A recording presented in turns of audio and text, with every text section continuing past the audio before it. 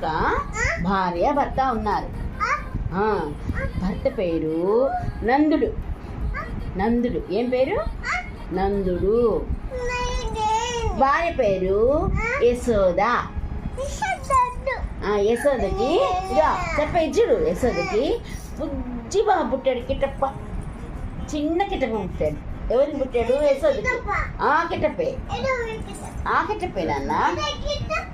అవునమ్మా, కిట్టప్పే పుట్టాడు. చిన్న ఇంత బిడ్డ. ఇప్పుడు పెద్దవాడు అయ్యాడు. అప్పుడు ఇంత బుజ్జి కిట్టప్ప. ఆ బుజ్జి కిట్టప్పని వాళ్ళ అమ్మకి ఎత్తుకొని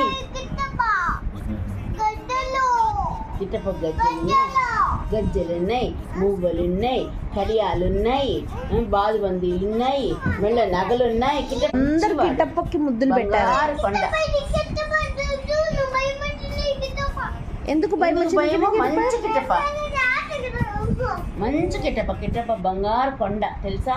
సరే, నేను కిట్టప్ప దగ్గరికి వెళ్ళిపోతా. అయితే కిట్టప్ప దగ్గరికి వెళ్ళిపోతా. నేను కూడా కిట్టప్ప దగ్గరికి వెళ్తే ఇది వద్దులేమనుకో. చెప్పిన మాట వింటలేదు. కిట్టప్ప కథలు వింటలేదు. ఇంటా వినవా? వినవా?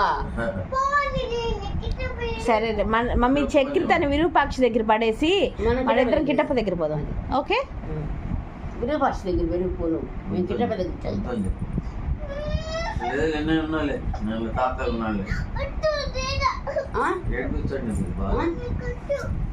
వింటావా? అప్పుడు కిట్టప్ప కథ వింటావా? మరి కిట్టప్ప కథ వింటే వినవా?